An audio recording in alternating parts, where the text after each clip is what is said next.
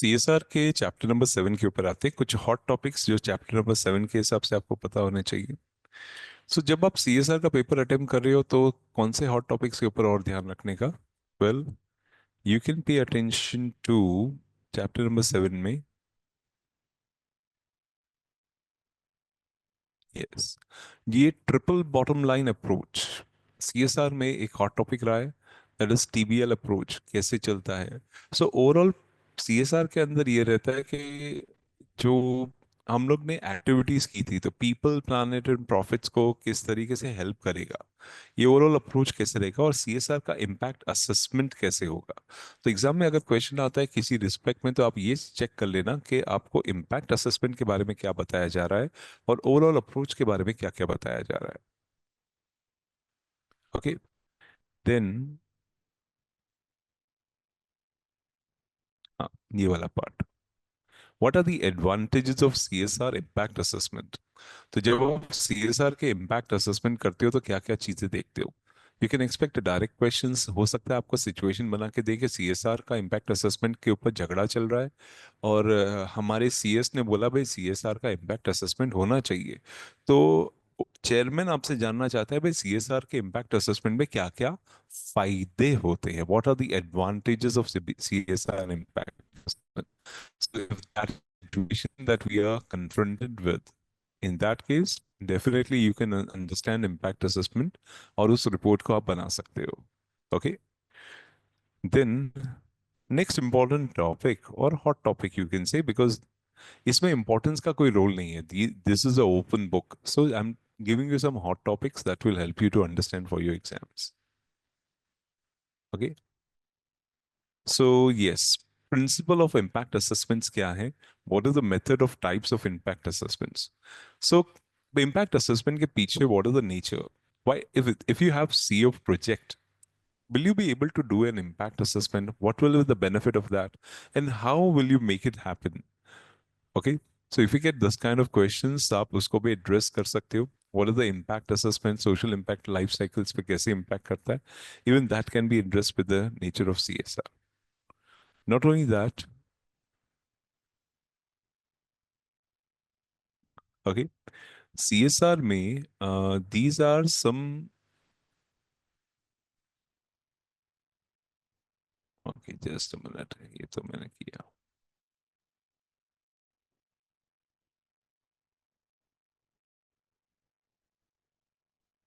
या CSR impact assessment की reporting कैसे होती है। सो रूल 8 सीएसआर पॉलिसीज के हिसाब से क्लियरली बताता है एक इम्पैक्ट असेसमेंट की रिपोर्ट्स बनाते समय क्या क्या चीज़ों का ध्यान रखना। तो ये भी यहाँ पे एक एक हॉट टॉपिक है, इसके बारे में ध्यान रखना। You can face a question like we are a company, we are preparing a CSR impact assessment reports. What things should we take care, or what kind of structures an impact assessment report can be prepared? So definitely you can use this.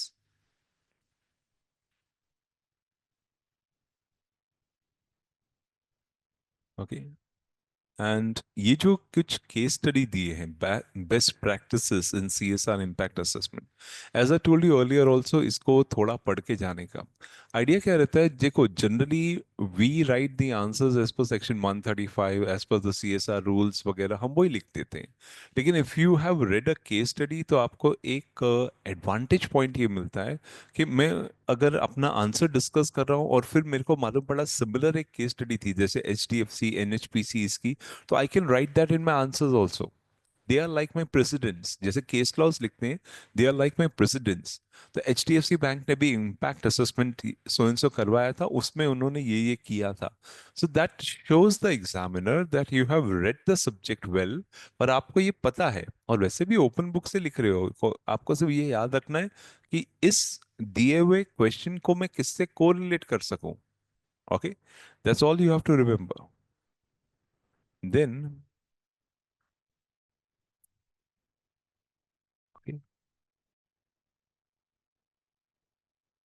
And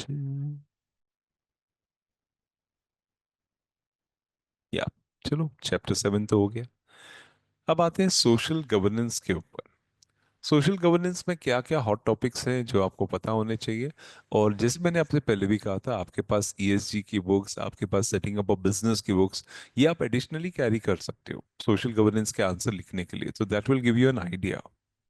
okay, that will give you an idea of social governance. तो social governance के लिए क्या क्या चीजें पता होनी चाहिए? First is eighth chapter. So, at society level, at organization level, social governance कितना widely accepted है? Okay, and evolution of social governance कब कहाँ कैसे हुआ था? तो do read and understand that. एक क्वेश्चन बनाने के लिए एक सोशल गवर्नेंस की इंपॉर्टेंस क्या है, सोसाइटी और ऑर्गेनाइजेशन लेवल पे वो कितना वाइडली एक्सेप्टेड है, सोशल गवर्नेंस कब कहाँ शुरू हुआ था, हम सोसाइटी में रहने लग गए कब, ये गवर्नेंस का सेगमेंट शुरू हो गया, इस तरीके से social governance can be an important topic also. Okay, clear? Then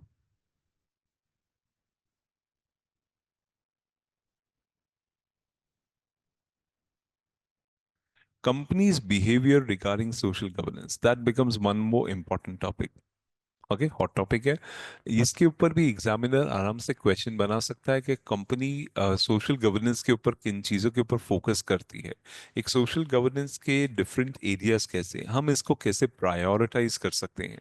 okay, what are the key takeaways, तो ये पूरा सेगमेंट कंपनी का बिहेवियर क्या है, उसके इश्यूज क्या है, ये एग्जाम से पहले एक बार ऑब्जर्व करके जाना कि कंपनी के नेचर्स में।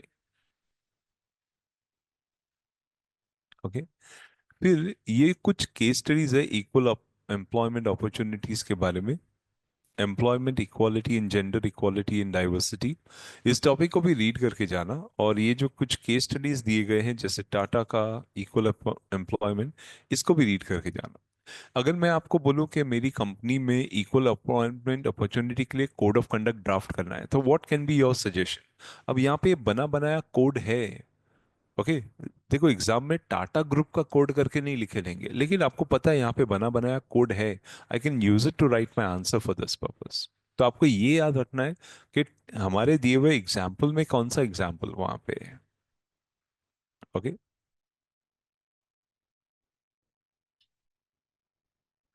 Then product safety and concerns liability के ऊपर भी इस बार एक्सेप्ट है कि प्रोडक्ट के ऊपर भी क्वेश्चन आ सकता है। प्रोडक्ट सेफ्टी नॉर्म्स को हम कैसे मीट कर रहे हैं, क्या डिजाइनिंग इम्पैक्ट।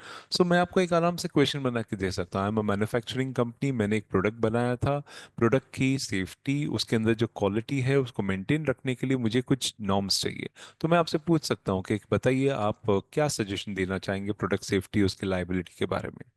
सो डेफिनेटली ये एक अच्छा खासा टॉपिक बन सकता है। सिमिलरली, ये भी internationally recognize human rights and examples of how model, ये भी पढ़ के जाइएगा। ओके, हमारे चीजों की रिकॉग्निशन इंटरनेशनली कैसे होती है, and how do we manage the business model. Okay, इसके बारे में it will help us to understand कि वेदर, ओके, वेदर जो प्रोडक्ट्स हम बना रहे हैं वो प्रोडक्ट्स की कोई वैल्यू भी है कि नहीं। ओके, तो राइट टू लाइफ क्या होता है, right to so and so.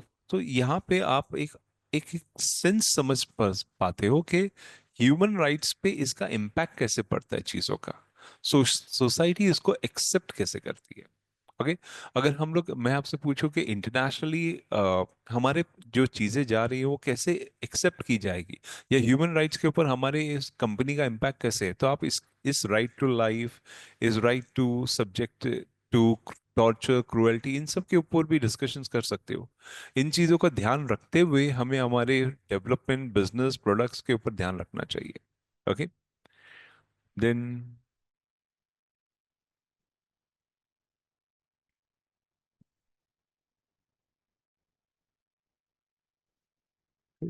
chapter number 8 is done.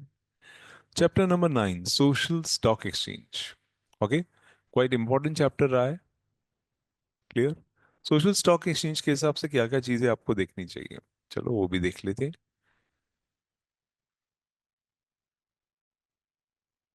हाँ, सोशल स्टॉक एक्सचेंज है क्या, how do you access the social stock exchange, उसके गवर्निंग के रूल्स क्या हैं।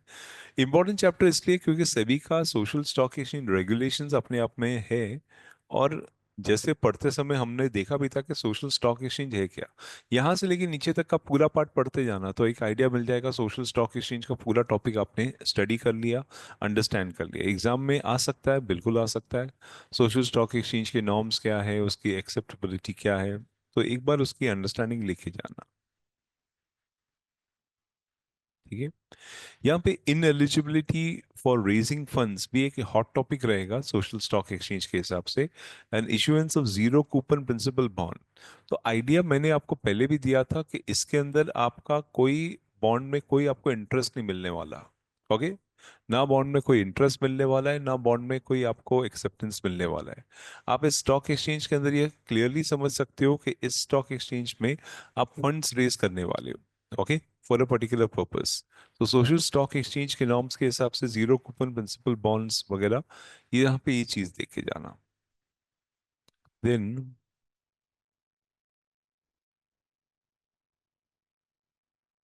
यस, ये वाला part, minimum initial disclosures of NPOs raising.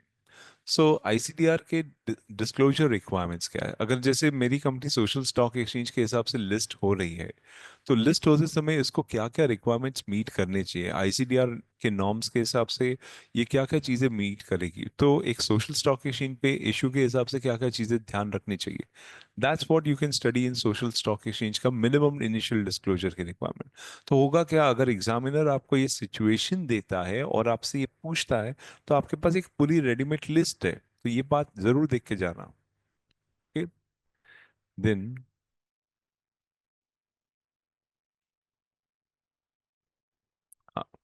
ये topic, what are the guidance note for listed and registered NPOs disclosure, ये पूरा टॉपिक एक बार देख के जाइएगा।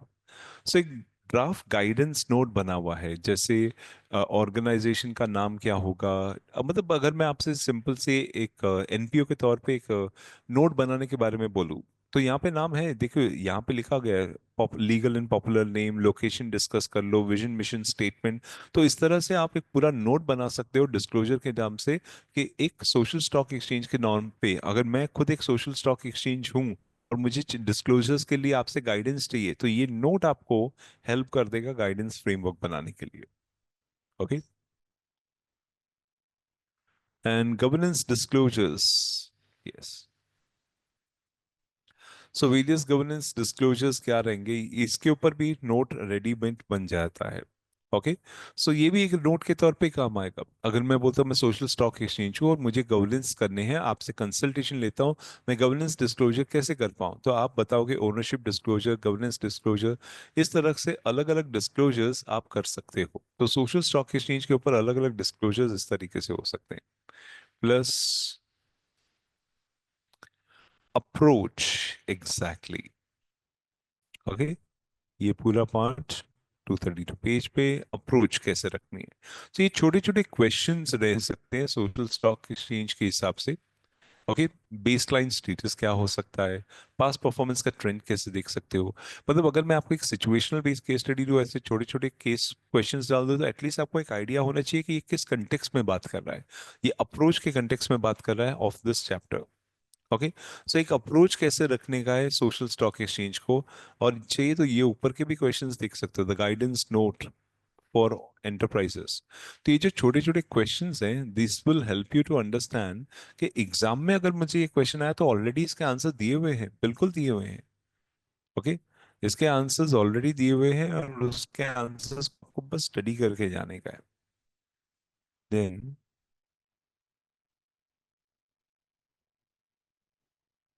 Yes, objectives of social audits.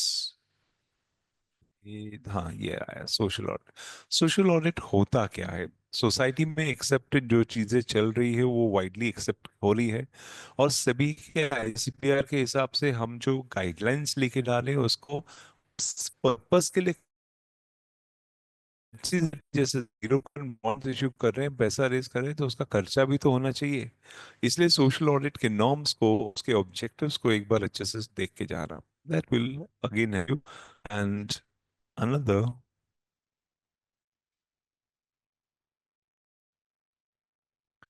ये जो सिंगापुर, जमाइका, जमाइका वाला देख लेना, बाकी तो सब छोटे छोटे रहे। जमाइका वाला सर क्यों देख, आइडिया देखो यही है कि अगर मैं सोशल स्टॉक एक्सचेंज की बात करता हूँ और फिर मैं आपसे कहता हूँ कि ये इंटरनेशनली इतना एक्सेप्टेबल हो सकता है क्या, तो आप उसमें बोलते हो हाँ सर। जमाइका में भी एक सोशल स्टॉक एक्सचेंज है, उन्होंने अपने प्रिंसिपल्स बनाए हैं, उन्होंने भी लिस्टिंग के नाम डाउन किए हुए हैं, तो हम ये सारी बातें एक्चुअली कर सकते हैं। ओके, भी दे सकते हो, that's one of the way. ठीक है, 10th चैप्टर पे आते हैं, contribution of non corporate entities in social governance. ठीक है, इसमें हॉट टॉपिक्स ये हैं, हाँ ये देख के जाइएगा। Sole proprietorship.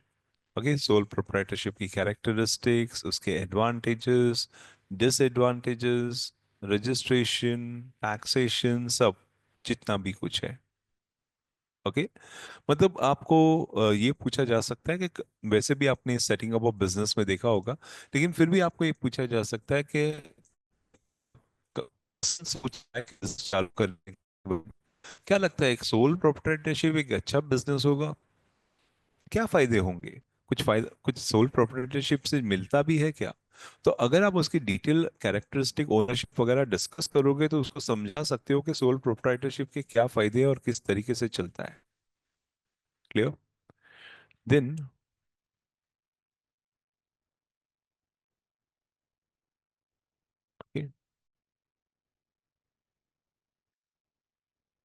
हाँ थोड़ा बहुत पार्टनरशिप के बारे में भी देखना पड़ेगा, तो ये भी देख के जाना। पार्टनरशिप, पार्टनरशिप ओवरऑल कैसे चलता है, पार्टनरशिप के अपने क्या फायदे हैं, उसके कैरेक्टरिस्टिक्स क्या हैं, ओवरऑल पार्टनरशिप काम कैसे करता है। ओके, पार्टनरशिप के एडवांटेज डिसएडवांटेजेस ऐसे कई सारी चीजें आप देख सकते हो when it comes to partnership. Okay, advantages disadvantages of partnership, so that way you can understand partnership point और ये समझ के जाना। अगर मैं आपको पार्टनरशिप सेट ऑफ बिजनेस के बारे में पूछूं कि पार्टनरशिप कैसे चलेगा, क्या चलेगा, तो डेफिनेटली है।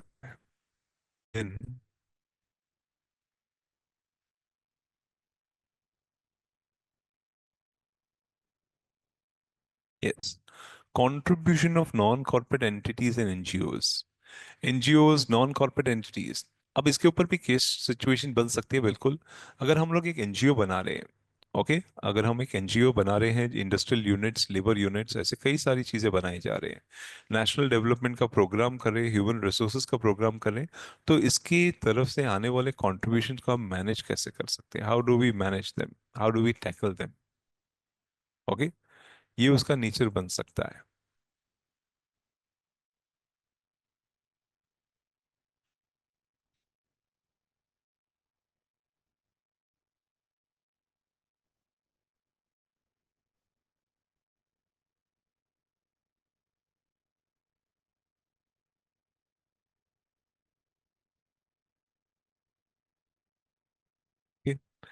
So contribution towards NGOs, so national development के लिए इंडस्ट्रियल यूनिट्स के, तो ये पूरे टॉपिक एक बार देख के जाना, that will give you an overall idea कि सोशल गवर्नेंस में क्या क्या चीजें इंपॉर्टेंट है। Then, towards social welfare and governance, NGO social welfare की तरफ क्या काम करते हैं? जैसे लेट्स से हम लोग काम कर रहे हैं एक टाटा मेमोरियल हॉस्पिटल की तरफ, तो हमें ये जानना है कि किस तरीके से हम सोशल वेलफेयर कर सकते हैं, क्या क्या एक्टिविटीज ध्यान रखनी चाहिए एक एनजीओ को। ओके, तो आप ये सारी एक्टिविटीज बता सकते हो, आप ये भी बता सकते हो role of a non government organization क्या है, और ये सारे एक्टिविटीज में एक एनजीओ जा सकता है apart from what existing activities they do. Okay, and ये भी सम ऑफ द मेजर एनजीओस क्या चल रहे हैं, ये सब भी डिस्कस कर सकते हो। So that way, as it is open book, I am telling you just important topics, hot topics जो एग्जामिनेशन में एक्सपेक्ट कर सकते हो, एग्जामिनर इस पे शायद क्वेश्चन बनाए या क्वेश्चन के साथ जोड़ दे। देन अनदर टॉपिक ये है, हो गया, यस, सॉरी आगे चला गया था, हाँ, गुड गवर्नेंस इनिशिएटिव्स इन लोकल गवर्नमेंट। तो overall local government, let's say हम आपको लेके जाते हैं एक लोकल सेटअप की तरफ। और लोकल सेटअप की तरफ हमको आपको ड्राफ्ट करवाना है लोकल बेनिफिट्स के लिए। तो कैसे कैसे गवर्नेंस के चीजें आपको ड्राफ्ट करने को होगा। ओके, सो वो ड्राफ्ट कैसे करेंगे, that we will see. Definitely मैं थोड़ी देर के बाद डाउट्स लेता हूँ, आपके सारे डाउट्स क्लियर करता हूँ। ओके, सो गुड गवर्नेंस की तरफ हम कैसे चलेंगे, what will we focus on, law, consensus, accountability, responsiveness कैसे चलेगा, वो सब चीजें भी अपने को देखने को मिल सकती है। Do do do this topic also.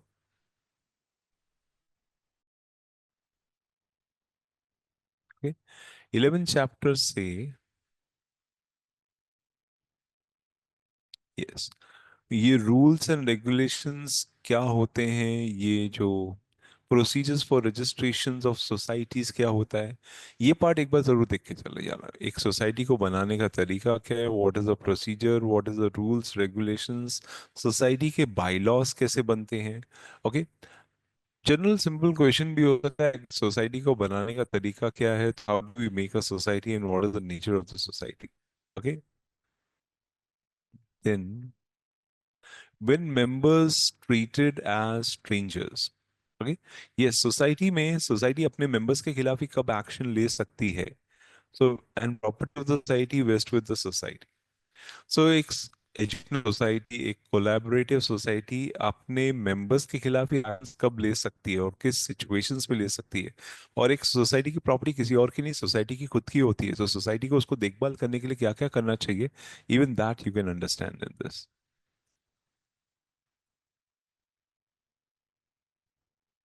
Okay, then enforcement against society, amalgamation of society, ये एंगल भी जरूर देख के जाना। ओके, 269 पेज पे, तो ये भी एंगल देखना ना, तो के चीजों को कैसे एनफोर्स कर सकते हैं, क्या अमालगमेट कर सकते हैं, कैसे उसको डिसॉल्व कर सकते हैं। ओके, ये सारी बातें उसमें जोड़ सकती है। प्लस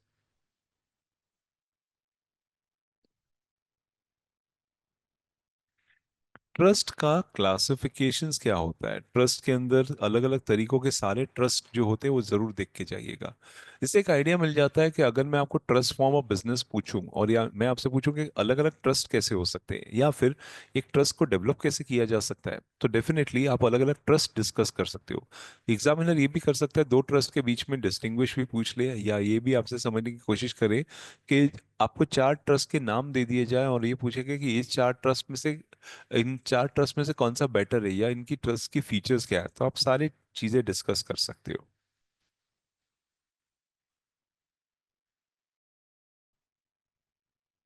देन ये वाला टॉपिक देख के जाना, ड्यूटीज ऑफ अ ट्रस्टीज, और एक right of a trustees, creation of trust, नहीं नहीं आ गया, हाँ, liabilities of trustees.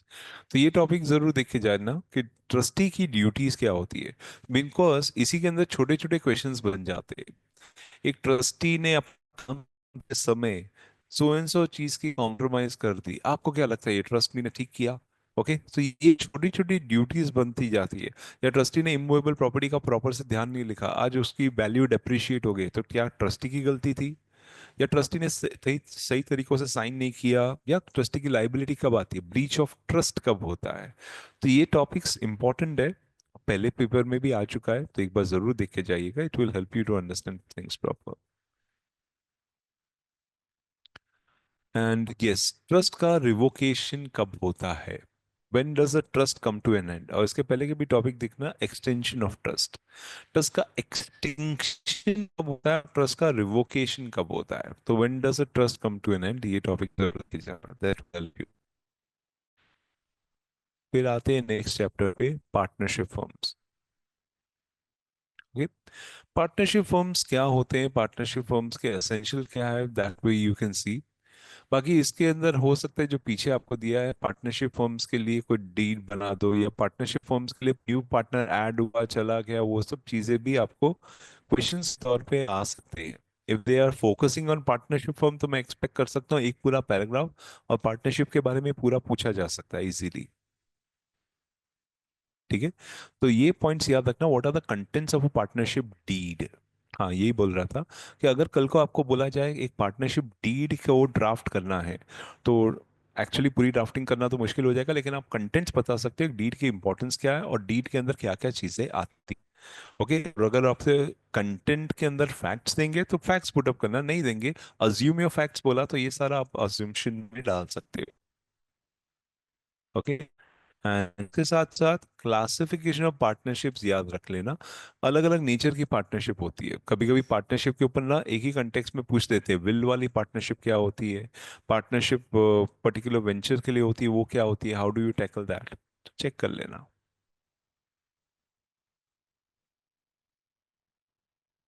Yes.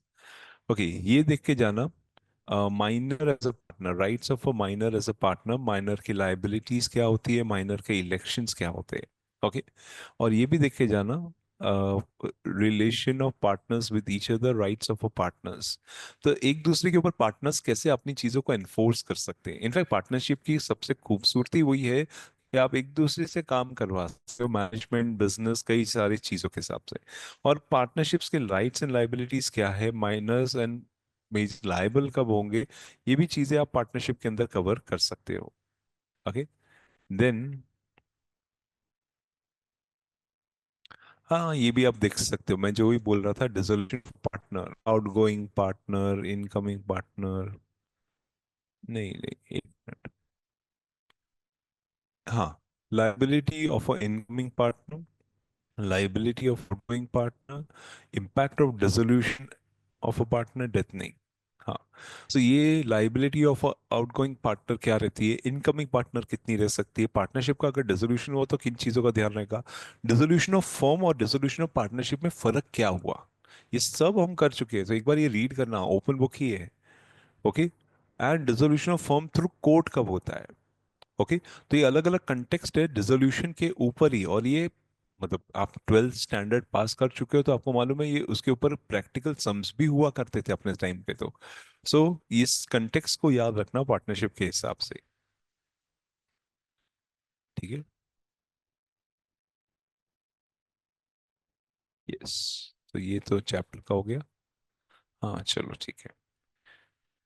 Going to the next chapter, model board for non corporate entities.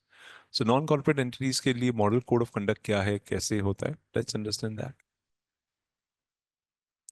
ICSI का मॉडल कोड है, तो ये लोग नॉन कॉर्पोरेट एंटिटीज के बारे में कुछ भी बात कर सकते हैं। जैसे अगर मैं किसी हॉस्पिटल की बात करूँ, एजुकेशनल इंस्टीट्यूशंस की बात करूँ, या कोई दूसरे इंस्टीट्यूशन की बात करूँ, तो यहाँ पे एक प्रॉपर नॉन कॉर्पोरेट एंटिटीज के लिए कोड में क्या, तो नोटिस का पॉइंट रहता है कि नोटिस बराबर से सर्व होने चाहिए, and notice of adjourn meeting कैसे जाएगा, एजेंडा ऑफ अ मीटिंग बराबर से जाना चाहिए, कंसिडरेशंस। तो ये बेसिक पॉइंट्स है एक मीटिंग्स के बारे में।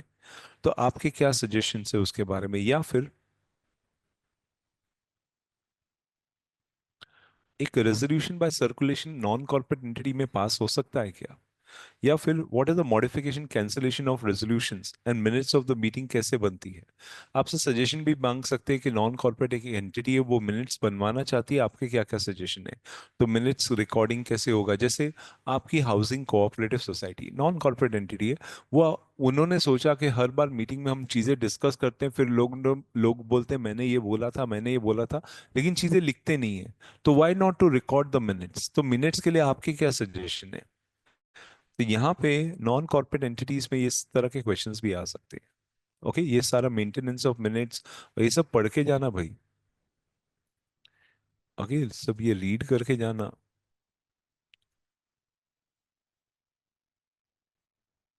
Fine, then coming to financial non financial reporting of non corporate entities. ये भी एक स्टैंडर्डाइज प्रोसीजर्स के हिसाब से ही है कि नॉन कॉर्पोरेट एंटिटीज का रिपोर्टिंग कैसे होता है। सो इन दैट केस ये पढ़ के जाना, नॉन फाइनेंशियल रिपोर्टिंग, पार्टनरशिप की रिपोर्टिंग। अब हुआ क्या कि ऊपर आपने पार्टनरशिप के बारे में एक डेडिकेटेड चैप्टर पढ़ा है, और यहाँ पे पार्टनरशिप का रजिस्ट्रेशन और दूसरा पार्ट है, तो एक एक डेडिकेटेड क्वेश्चन आप एक्सपेक्ट कर सकते हो, एक अच्छा खासा पैराग्राफ आ जाएगा।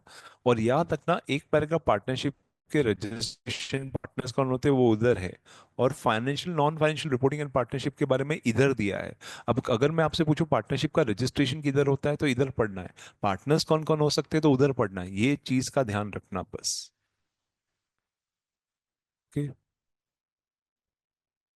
Then pass to make rules, pass to give notices. Okay, ये कुछ सजेशंस दिए गए हैं विद दिस रिगार्ड। ओके, ये वाला नॉन फाइनेंशियल रिपोर्टिंग में जैसे पार्टनरशिप्स के, तो पार्टनरशिप्स के रूल्स के लिए स्टेट गवर्नमेंट अपने रूल्स बना सकते हैं, हम पब्लिक नोटिस दे सकते हैं, पार्टनरशिप के रजिस्ट्रेशन कैसे होगी, ये सारी बातें कर सकते हैं। ठीक? तो ये भी देख के जाना। चैरिटेबल पब्लिक बेनिफिट स्टेटस क्या होता है, इनकम टैक्स में एनपीओस जो होते हैं वो लोग charitable and public benefit status कैसे लेते हैं। ठीक है।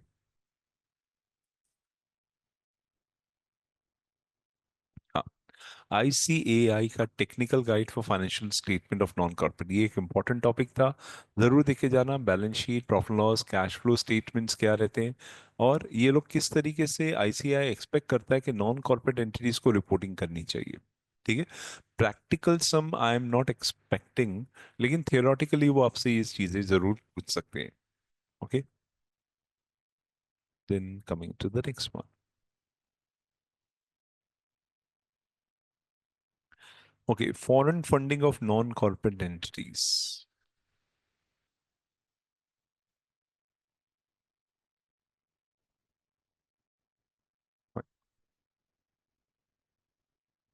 Yes. So, what are the conditions to be met as per FCRA? Conditions, और ये भी चेक चल रहा है एलिजिबिलिटी फॉर ग्रांटिंग।